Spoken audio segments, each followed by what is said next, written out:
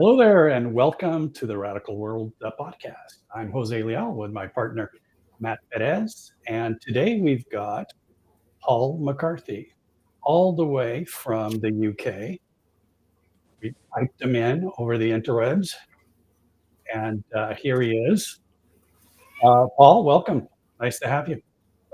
Thank you. It's really, really good to see you, Jose and Matt. And appreciate the opportunity to be here and talk about the work that we're doing. So really looking forward to where this goes. Absolutely. So a mutual friend said you should be talked to. So obviously you're doing some interesting things. You're thinking some interesting things. So tell us about what are those interesting things that you've been thinking and doing, and how did you start thinking about them? Yeah. Good question. Just take it straight to the jugular as we get into this. Well, I'm thinking that we need a different kind of leader to navigate disruption successfully for the future and prepare our organizations to be future ready. And I'm thinking that the way that we identify, recruit, onboard, and develop leaders today doesn't work. It's ineffective, and it's costing a lot of money, a lot of resource, a lot of time, and very few people have been talking about this. And I came along as an accidental thought leader to talk about the future of leadership.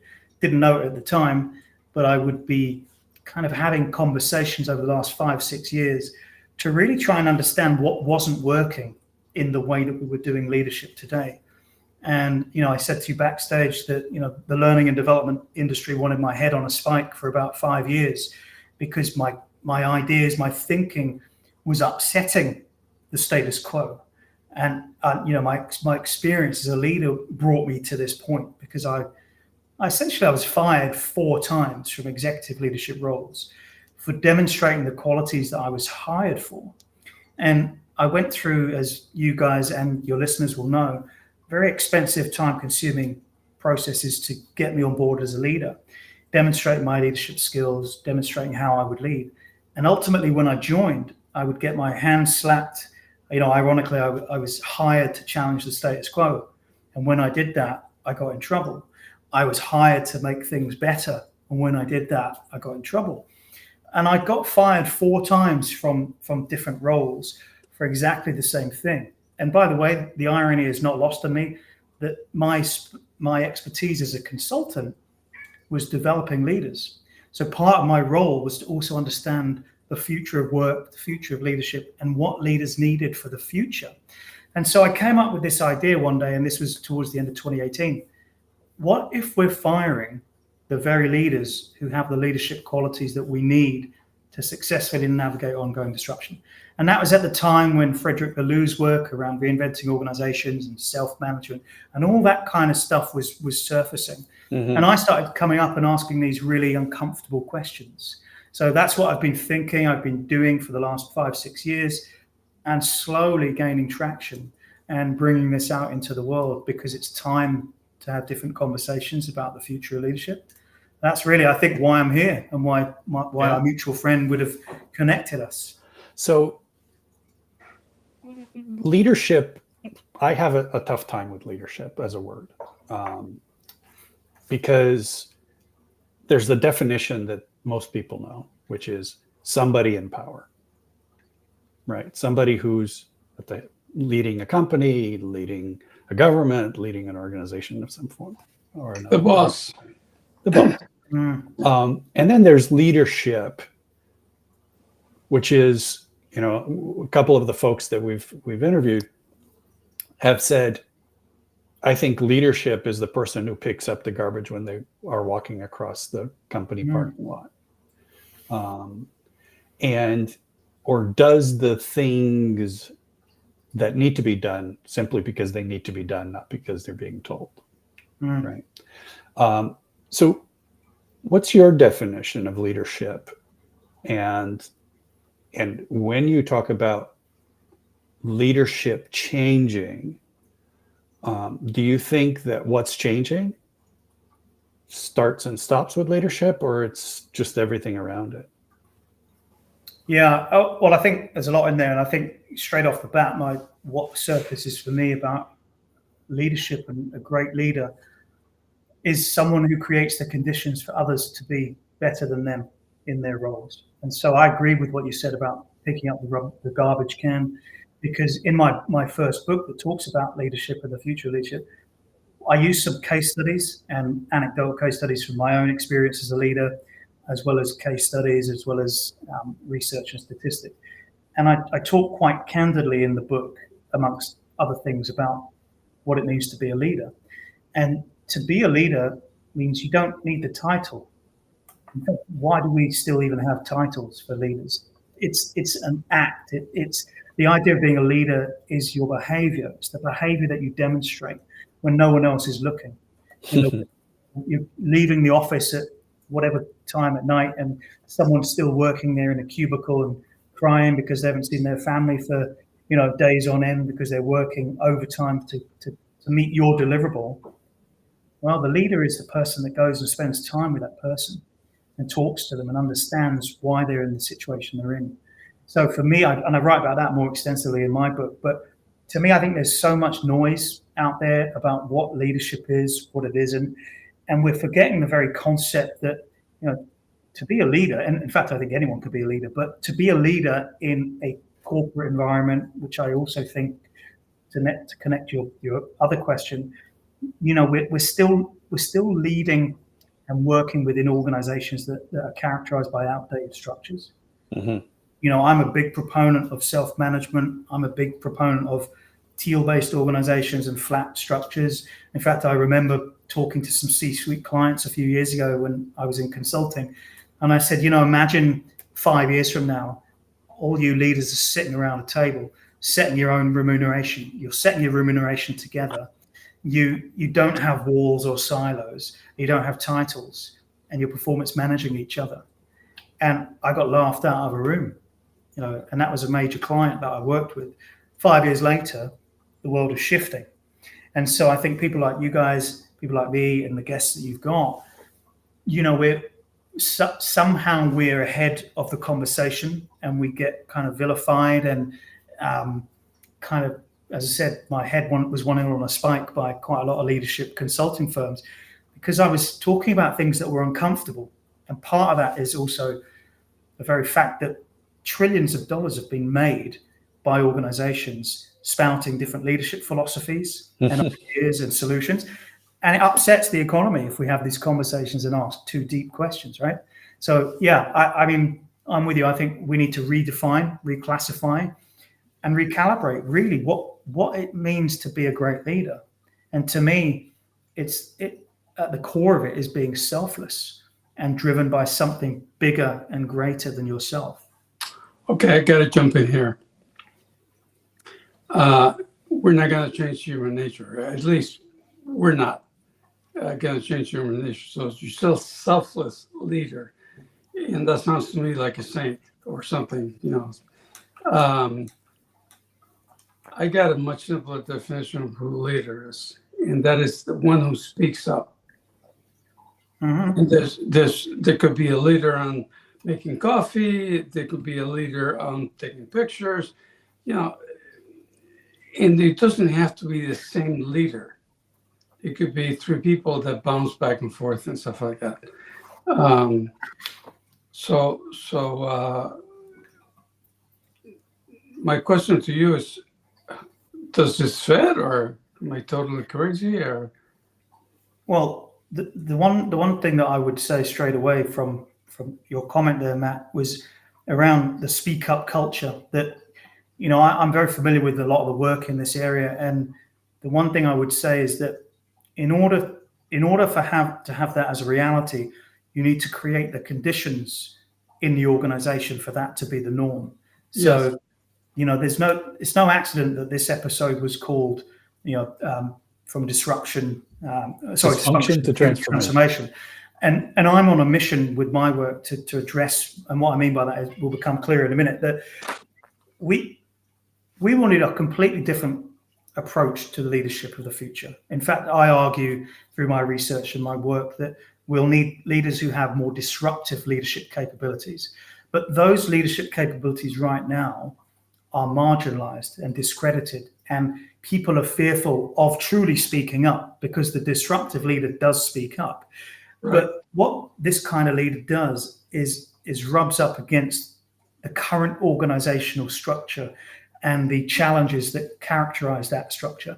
So I'm on a mission to reframe how we see disruptive leadership capabilities, to say, instead of normalizing dysfunction, let's normalize disruption. And a key part of that is to be able to have the honest conversations in an organization about why can't we speak up? So you're all familiar with Amy Edmondson's work, right? Psychological safety and talking about that. I've challenged people like Amy and others publicly to ask the question that no one has answered so far. Why do we need to talk about psychological safety if we have trust in organizations? And how do you accomplish trust? By creating the conditions to speak up and to have honest conversations. But very few people are doing that in organizations. I mean, there's all the, the swag and the one-page laminate menus that don the walls that I'm sure we've all developed. I know I've certainly developed and been paid a handsome fee from consulting firms I've worked for, only to find... I never developed one of those. Unfortunately, I have. Yeah, but we all know, Jose, that the moment we finish developing them and they go on the wall, we see a complete incongruence in the way that people turn up and those statements on the wall. So my work comes along and I say, why aren't we talking about that? Why aren't we creating the conditions to speak up and have those conversations? Paul, I would disagree with you. I think we know that they're incongruent the second we go on that 3-day offsite to make it. And no one but the leadership team is on that 3-day offsite. We know. So do we know, as the people developing those statements, or do we have hope that this time an organization will truly walk the talk? Because I do. Every time I work with a client, I'm hopeful that there's a congruence between the philosophies that are espoused and the artifacts that are developed and what we leave them with. But unfortunately, we leave them with more fuel for the fodder that kind of further generates the toxic cultures that characterize the modern workforce. I don't have that much experience. I've only experienced one corporation myself. And that was more than enough for me. But my experience, my sense based on having been there 10 years, was that it's not so much that people don't want to walk the talk.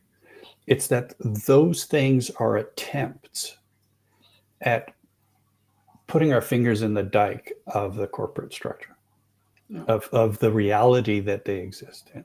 And we know it's leaky, and we know it's going to flood, and we know it's just a mess, but we don't know how to just change the whole thing. So everybody goes, hey, maybe we get somebody to come in and do our mission statement. Hey, maybe we get somebody to help us with, and somebody to help us with that, and somebody to help us with that. And our people aren't happy. Let's get a survey and get somebody to help us with that. And we're always trying to just put our fingers in that hole in the dike, rather than rethinking the whole thing, right? A first principle understanding of what an organization can and should be today.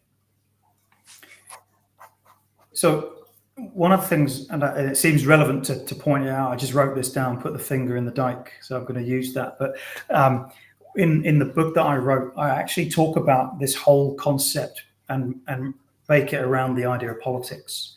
Organizational politics. So for me, many people have called me naive, optimistic, a zealot. I don't care. I really don't care the monikers they give me, because I'm driven by one thing and one thing only, is to create the environment and the conditions for people in organizations to have honest conversations. And so for me, politics is a great example of this. I've worked with over 100 client organizations as a consultant. I've worked with about 12 consulting firms in my career, and every single one of them is characterized by politics, right? But the other thing they're characterized by is a disdain for politics. So I come along as a 50-year-old naive person who thinks that we can change the narrative, because our actions lead to other actions, which lead to other actions. So like you brush your teeth in the morning, when you wake up in the morning, you have a choice. Do I brush my teeth or not? Yes or no? It's a simple yes or no answer. The same way, you go to work. Do I play the political game today or not? Yes or no? Well, I've got a mortgage to pay. I've got kids to feed. I've got a promotion that I want. I got to get this. I understand all those trappings and all those issues, but I still come back to the fact that more people are leaving organizations today than ever before. Whether you want to call it quiet quitting, whether you want to call it the Great Awakening, the Great Resignation, I don't care what people call it. What I'm happy is that the largest global human capital experiment in history, COVID, has enabled us, if we're brave enough, to open our eyes to the dysfunction that characterizes where and how we work. So I come back to, and even HBR write about this, that they try to say that politics is a good thing. I don't see it as a good thing, especially when you look at the mental health issues that are caused by it, the disengagement, the turnover, the lack of productivity and morale dipping in organizations. We can choose every single moment in an organization whether we play that game or not. And I don't personally care if people think I'm naive or overly optimistic, because I've seen it done because I've behaved that way myself. And so has it got me into trouble? Yes, it has. It's got me fired 4 times. And you know what? Being fired 4 times is probably the best thing that ever happened to my career. So, again, there's another taboo subject, isn't there, about being fired? No one talks about it. We keep it under the stairs. Failure. Yeah. And that's what we're afraid of, right? That's why we don't step up. That's why we don't speak up. That's why we don't do the things that we feel and sense need to be done. And yet, organizations that move in the space of being self-managed, and even principles of holacracy and sociocracy, they espouse a different way of working, which is characterized by courage, bravery, and, to your point, Matt, speaking up. Right? So is it human nature that prevents us from truly speaking up, or is it the structures that we work in today? And I would say it's the latter. And we agree. We live in the system. A lot of people don't like that, and a lot of people say, well, I don't live in the system. I'm independent of the world. But we live in a system, which call the structure of business, stuff like that. And we started going down this road. And eventually it came to the point, let me back off. I founded an organization that grew up to be 900 people or something. That was self-organized. We had no management, none whatsoever. But we didn't have philosophy. We didn't have anything to anchor ourselves to. And so people could operate quite well, and people yell at me, and they yelled back, and it was fine. So I understand the thing about the conditions for making this possible and stuff like that. But I don't know how we get to the point where ownership is a problem. Fiat, okay, so we call that system, the system we live in today, and nobody knows any other system, we call it fiat, and we call what we're doing radical. But it's an alternative, not the only one. It's just one alternative. So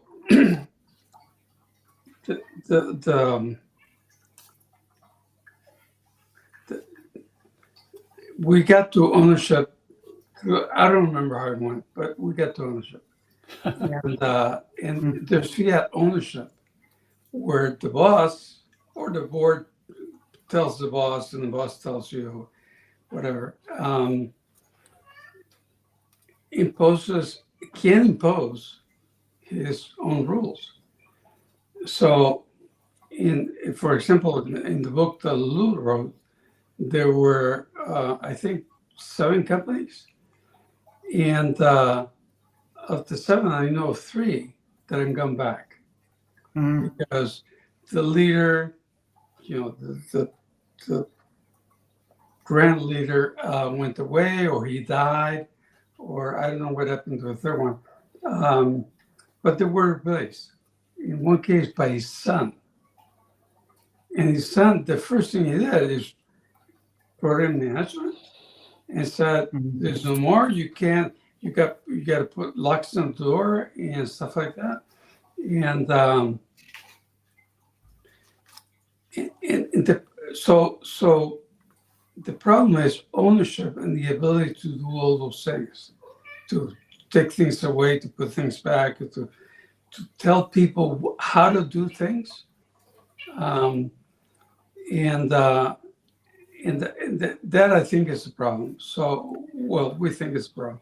Well, it's 2 things, right? It's if I may, Matt, just jump in, because what I think what you're saying here is the leadership problem, in part, comes from the fact that we have a structure of the organization, and that structure, which is a hierarchy, is an issue. So how do we do co-management, we call it, right? Right. And the other aspect is, once we talk about co-management, we still have a structure of ownership that in self-management typically is left alone. We still have that overarching ownership structure. And very often, to Matt's point, what happens is we deal with everything from ownership down, and we say people need to behave this way in order to be more free and have more self-management and so on and so forth. But we leave the ownership model in place, which ultimately is still being driven by the same mindset that was driving the hierarchy in the first place.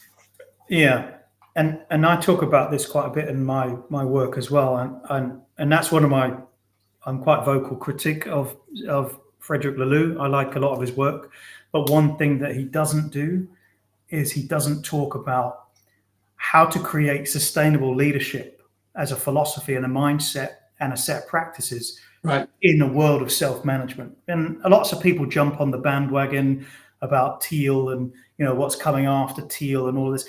Okay, that's great. That's a lot of noise, because for me, the question I have hasn't been answered, which is like the higher group, the CEO of the higher group in China was a good attempt at this, to show how you can imbue the philosophy and mindset and approach, and also decentralize them and push the idea of sustainable behavioral practice down, so that it's not dependent on one charismatic figure.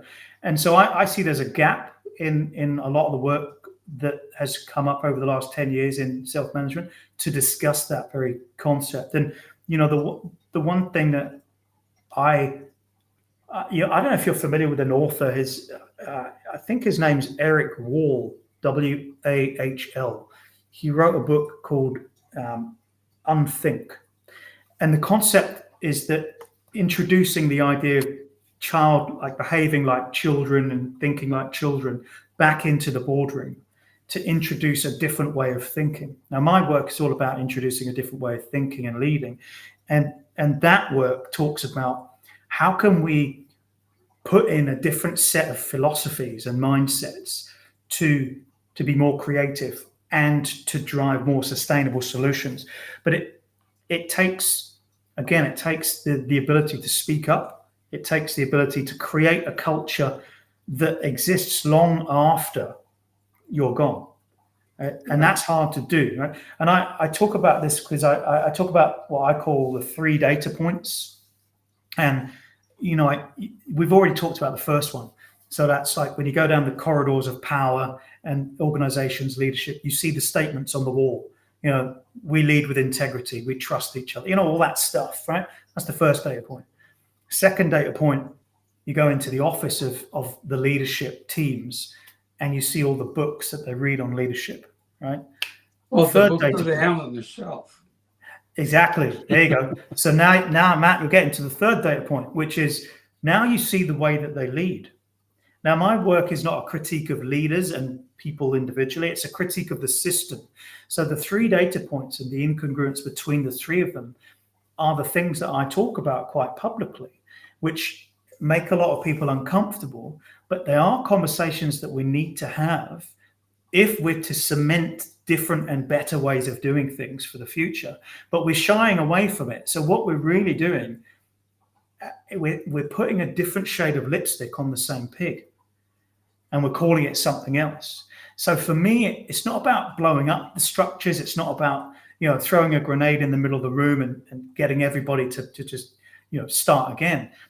It's about, again, creating that environment to have honest conversations and dialogue that result in accountability and shared ownership as well as individual ownership.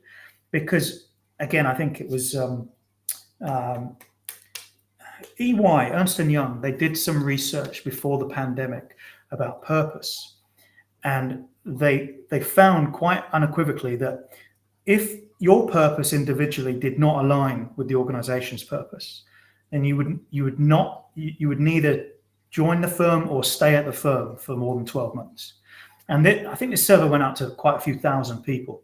And so I think it was 96% of people said they wouldn't stay or join an organization where the purposes didn't align to theirs. Now, you and I, we all know that since COVID and the future of work and new ways of working, a dime a dozen, there's so many people that are saying this stuff, but it's much harder to put into practice over the long term unless you are identifying the right behaviors and measuring those behaviors over time. And so that's what, you know, in this conversation we're having about ownership and sustainable leadership in a new world. That's what fascinates me, is how can we put that into practice? How can we make that part of our culture? It's going to be difficult to put it into practice because people want to interpret what comes out of our mouth in fiat terms. So they hear something, they go, "Oh, you make less and you do more." You know, it's like that. By the way, the radical in our name is Jose is doing. It's going back to the root. You know, radical and radix and going back to the root. It's not the radical of the Black Panther Party and killing people and stuff like that. Not, well, they kill people, but so here's the thing. You mentioned the board. You assume the board continues to exist. We make it simpler. We didn't try to express that in terms of in fiat terms, okay? We try to get to the root of the problem. And the root of the problem is organizations, fiat organizations, the company that I had, and all that is about making money.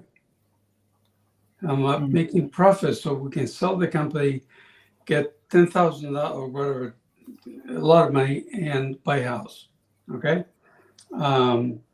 That's the problem. Whereas the organization that we envision is driven by contributions. So capital and contribution. So we get together, we get a lot of capital, I give you so much money, and you say, oh, that's 10%, and that's 50%, and that's 40%. That's fine for the fiat system. And I don't want to throw a grenade in the fiat room, so to speak. I'm Cuban, by the way, so I know about the revolutions and shit like that. And I don't want that. It's going to take a long time. It's going to to develop and stuff like that.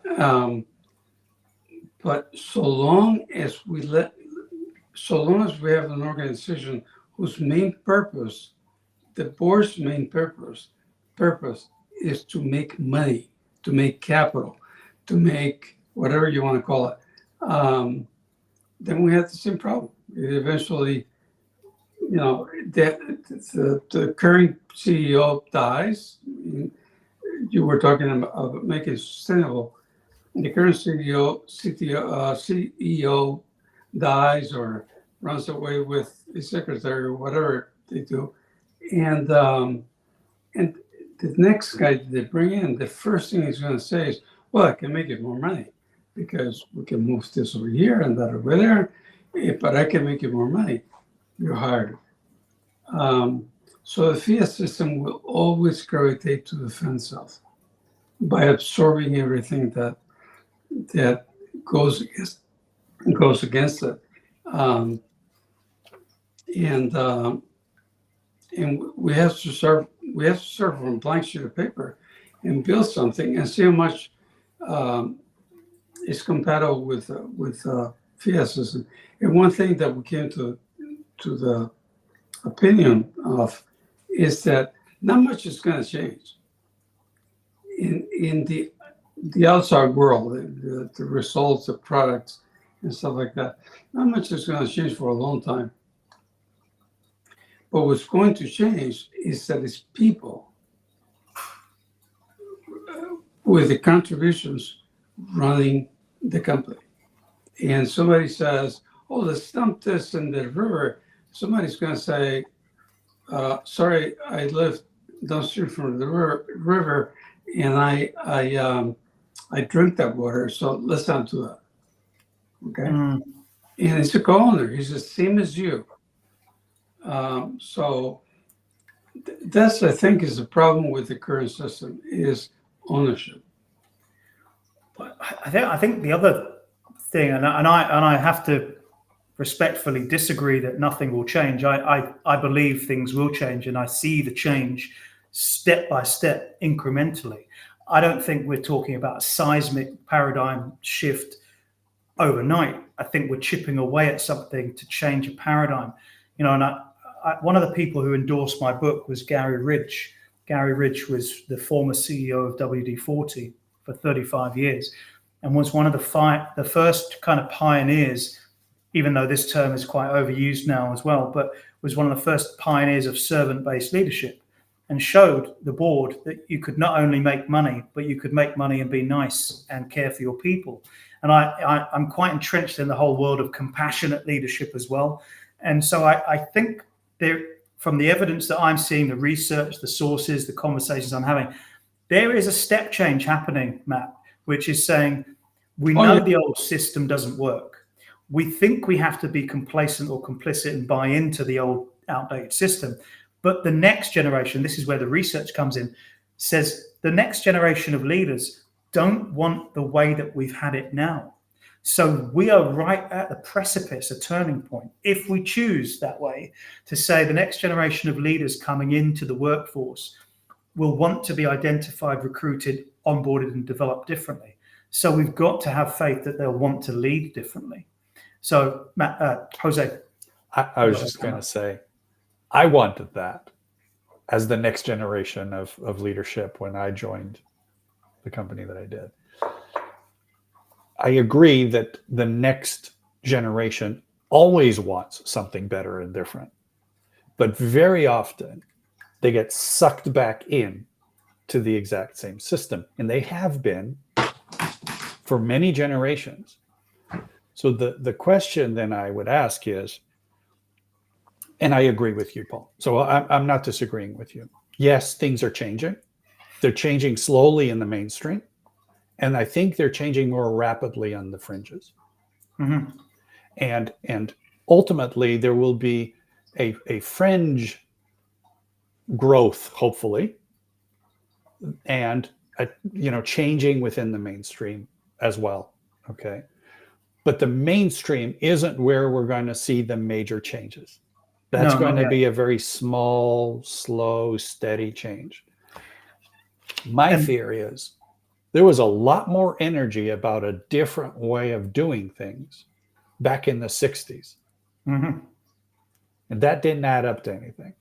Every single time I run into people my age, somebody says, "Oh, I used to be a hippie."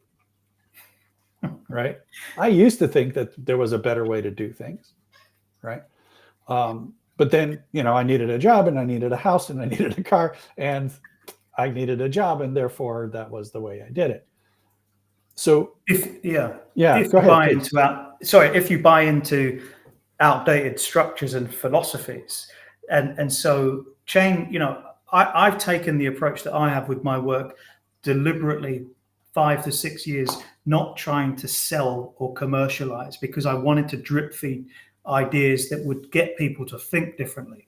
Now, I know at the end of the day, if you've got 3 kids and you can't pay the mortgage and you're working overtime and you're worried about losing out on that promotion, I know that you're not going to be thinking about changing the world, right? You're just trying to keep food on the table. I get it, right? Yeah. But what we can do, and we are responsible for, and I will never lose sight of, is step-by-step piecemeal change.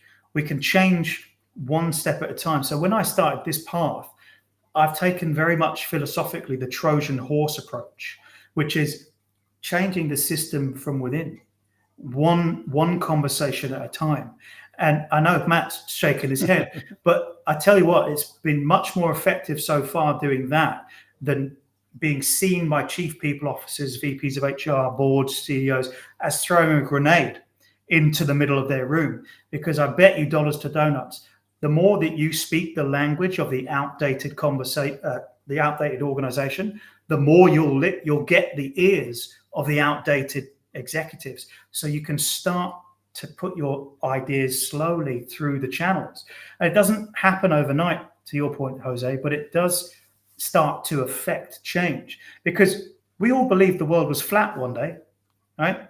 And if we still believed the world was flat, we wouldn't have achieved half of what we've achieved in humanity up until this point. So respectfully, I'm of the camp that says, you know what, there is a different way of doing it, and there's a better way of doing it. Will I be vilified and put on a cross? I don't know. But will I stop doing it? No. Well, don't get us wrong, Paul, because I think both of us agree that there is a much better way to do it. There are there has to be a change. First thing, there must be a change. The level of dysfunction that we have is only going to grow if we don't make a change. So that's a given, and that I think that dysfunction contributes not only to our dissatisfaction and well-being as a society, it's also contributing to the level of destruction that we're doing to our ecology. They're hand in hand. If we have a dysfunctional organization, then that organization can do harmful things pretty easily, because there's no human is attending to what's happening. They're just simply robotically doing whatever it is that the organization wants done. And making money. And the irony, though, is that we talk a lot in organizations and at leadership level, and thought leaders talk about this as well, and practitioners buy the books of people who write like us about this concept. So I guess it comes down for me to a simple human question, and we touched upon it earlier, Matt, when, are we selfish or selfless as human beings? And I take it one step further, which is, your whole attitude and outlook on life. Is it pessimistic or optimistic?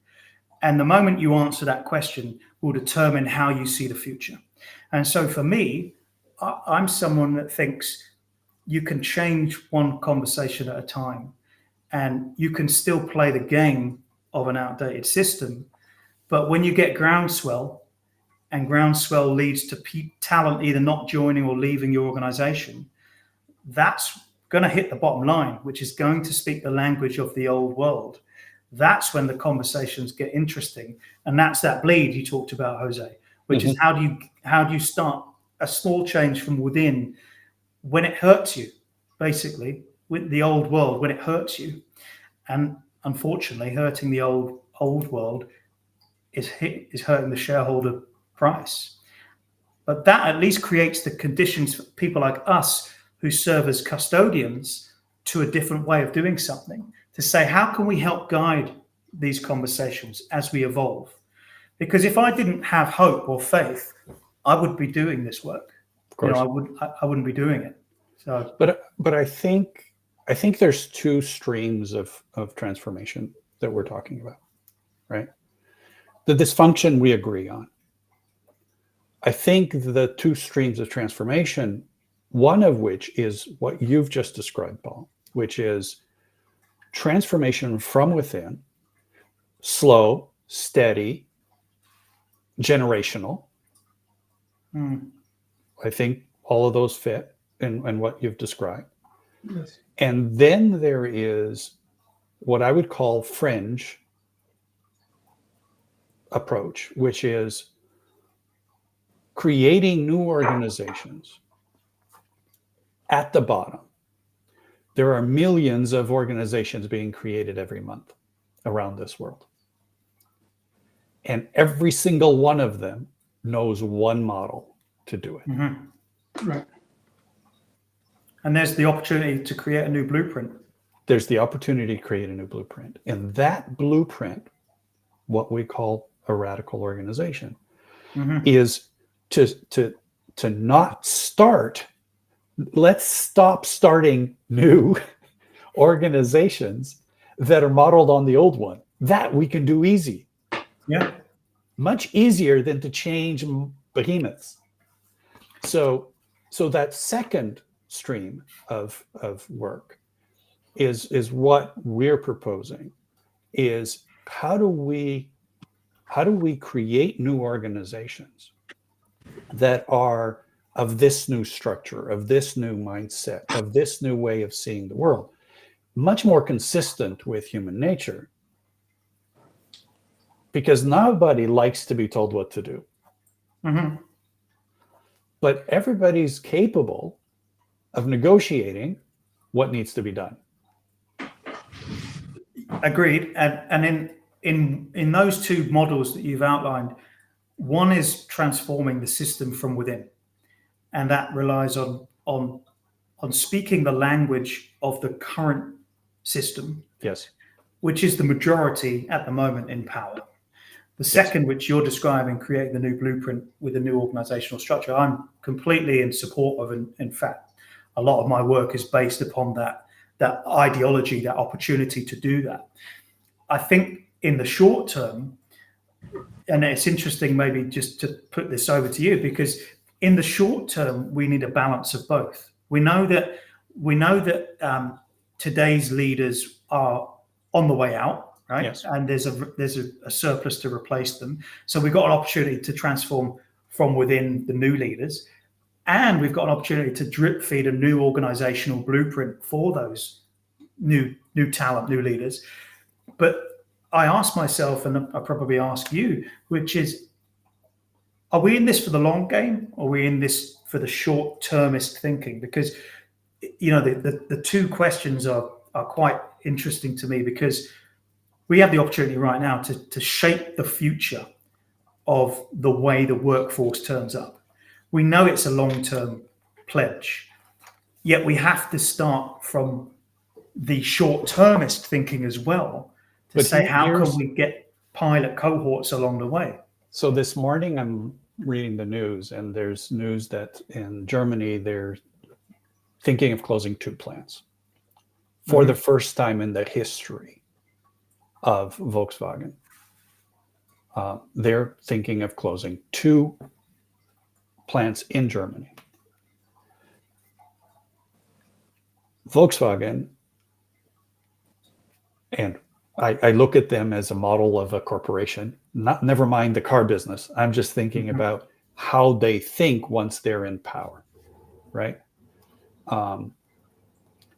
They become very static. So they've allowed themselves to not be as dynamic as they were, because they were making so much money selling in China and selling in other countries at the rates that they have been for the last 20, 30 years. I think the same thing with corporations. It's hard for them to change because they've been successful financially. Excuse the balloons. They've been successful at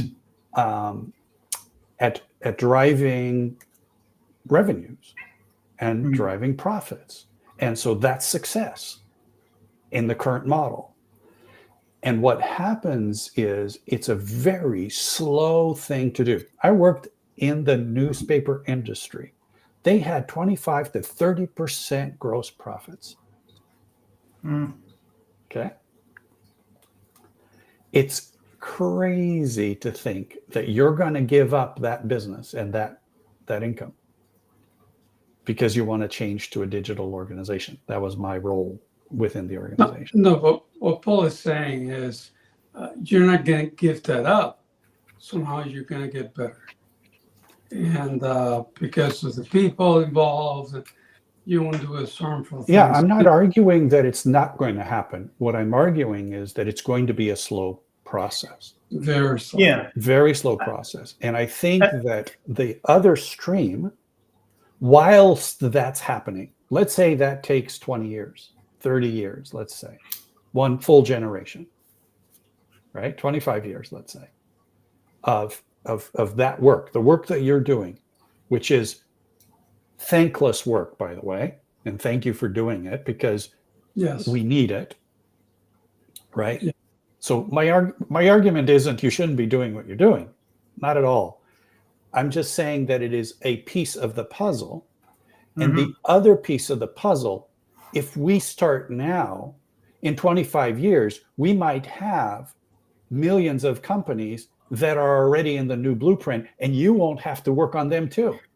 Yeah, but by the way, I have a foot in both camps. So I'm also very much entwined in working in the startup community that helps to create organizations that are starting from the outset a different mode, a different model. So besides this conversation, it'd be good to talk with you about that work and what you're doing as well. But no, I'm very much, I'm not taking one approach over the other. I'm saying both are needed. And one is the current decision makers of today tend to be those that are still stuck in the matrix, in the old world. But we still need to speak their language and slowly use techniques to kind of bring them forth. As I said at the beginning of our conversation, about 5 years ago, I sat around with a bunch of C-suites with a client, and I was having conversations about future trends on the horizons where I said to them, performance management, RIP, that'll be dead. The competency model of developing leaders will be gone soon. You'll all be setting each other's salaries. And they laughed at me. And 5 years later, those three things that I just mentioned, they are happening. So I'm under no illusion that true transformative sustainable change takes time, but you've got to start with the mindset for what the future holds now, to drip feed, which I've been doing from within, saying, you do have a choice here. You can play the game or not, but we know that all these trends coming will at some point be alongside the current model that isn't working. We know that talent will leave this organization that has outdated systems for this one that provides flexibility and autonomy. And we also know from what I said earlier that will hurt the bottom line, the P&L of that company, because the talent's left. And guess what happens when the talent goes? Morale dips with the current team that's left. Clients leave. And where are the clients going to go? And after profits, the individual, most important. And the profits then go with them, right? So maybe is it a carrot or a stick? I don't know, but using the language of today, I believe, helps to sow the seeds for tomorrow. And if we can use decision makers today in a way that helps and guides them to see the benefits of a new system, I'm not saying throw out the current system completely, but we're saying this is the future, which can augment the current way of doing things. And that's what I sit between that. I'm at that intersection point with those two models that we talked about. Yeah.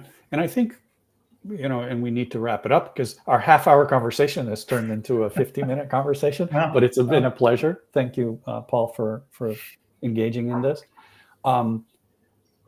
I think that at some point they feed each other, that the inside out type of work that you're primarily describing will benefit greatly from having examples of our operational organizations that are startups that are doing different things. And what you just said about people leaving to go to those organizations will happen, but they need to exist. And so that cycle of new types of organizations that are from the ground up and existing organizations that are slowly transforming themselves, they need that pressure. They need the pressure of that new organization in order to be able to sense the need for that change. Otherwise, they stay stuck in their world. It's enough. It's not enough to have the dysfunction. We've had dysfunction at work for decades, right? It's not enough to have that dysfunction. Centuries. For centuries. Thank you. But that's where, so there's only two ways that humans comprise organizations. So there's only two ways humans will change. One is if it's forced upon them, or the second, it's by choice. So a cataclysmic event has to happen for a human to change. Now, in the language of the corporation, quite simply, that means your shareholder return plummets, your P&L isn't looking too healthy, you can't attract or keep the right talent, your competitors are taking all your clients. If one of those levers is pulled in the traditional structure, they have to address it. And that's where I think the intersection with what you're suggesting with the second model can come in as well.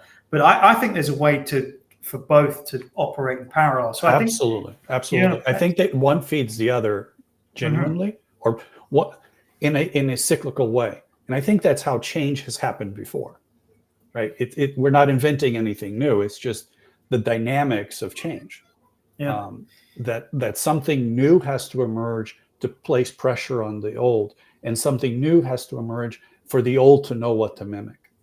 And not just to exert pressure, but just to be available. Right now, when you start a corporation, you start, 3 or 4 friends, or in this, you start playing around with something, and you build something, and then you go look for money.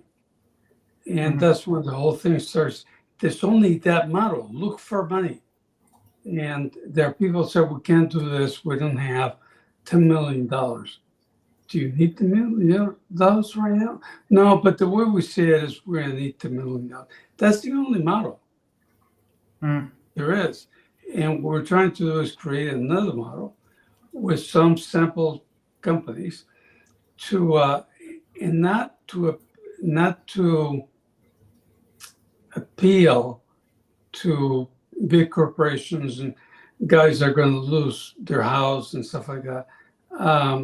But rather people that don't have anything, they're building something and they're saying, we need this. And we're saying, well, these are your 2 models, pick. And the model is simple enough that you can do all kinds of things. The radical model is you can do all kinds of things with it, because we don't believe in the holacracy, 17-page constitution crap. I'm more enamored with sociocracy, and because it is very flexible, but it's not. It's got to be this way, and you got to kneel, and you got to ring the bell. I don't know if you're Catholic, but those of us Catholics are laughing. And that's the thing. We're trying to create a model that people can say this or that. Let's try this for a while. Is what we've been doing. Oh, let's go, and then to succeed, one at a time. To succeed, and when you have enough of those around, you can say, well, there's that, and they can say, but there's small companies. They won't make a difference. Okay. Okay. And it is proof of concept. It's very much Absolutely. Yeah. get that proof of concept. That has a viral effect, and then all of a sudden now you're Exactly. competing at a different level. So yeah, no, I'm fully in agreement with the model, and I'm left asking questions which I'd love to pursue with you at some other stage about approaches to leadership within that model and what that looks like, and how do you prepare leaders for the future in that kind of model. Because I think there'd be an interesting conversation that we could have. Absolutely. The leaders from the future, for the future, is every one of us.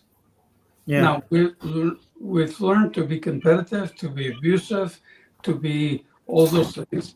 And because you're co-owners, somebody can say, you're being abusive. And that person can say, no, I'm not being abusive. I just want to kill you. And we can have that conversation separately if you want to, but there's going to be people around that will saying, Jose told me the other day, he said, I have different sensitivities than you. And I went, what do you mean? And then I went, yeah, of course, it's a human being. I'm a human being. We go to the bathroom at different times, and we have differences, of course. Well, I think we're finding out that it's time to wrap it up. Yeah. We've been on it for 56 minutes, so it's is that a record for you guys? It is a record. Paul, thank you so much. It's been a pleasure. I've really enjoyed the conversation. I'm glad that we ended up where we did, because I think that's a good place to carry on the conversation amongst ourselves offline, but maybe in the future, bringing you back and talking a little bit more about both aspects, because I think we kind of looked at things in a big, dysfunction to transformation at a big picture. Let's talk maybe details another time. A real pleasure. Thank you for joining us. Thank you for being open, and again, for doing this work, because it is valuable work, and it's not easy. We know. No, it's not. So thank you, Jose. It's a pleasure. I appreciate your time. Looking forward to continuing the conversations. So I just want to announce that on September 2nd, we've got a full month ahead here. On September 2nd, we've got Robert Snyder, founder at Innovation Elegance, and then on September 18th, we've got Tim Urschinger. Tim is partner at EY, the IT services, and has been around this space for quite a long time. And then on September 25th, we have Jevon McCormick, a member of the Conscious Capitalism group. And we've had some colleagues over at Conscious Capitalism.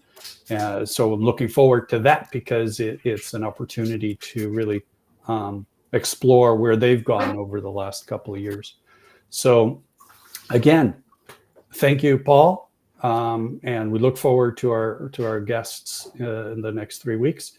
And it's a wrap for today. What do you guys think? Wonderful. Thank you. A good platform. Really appreciate it. Don't go away. Okay.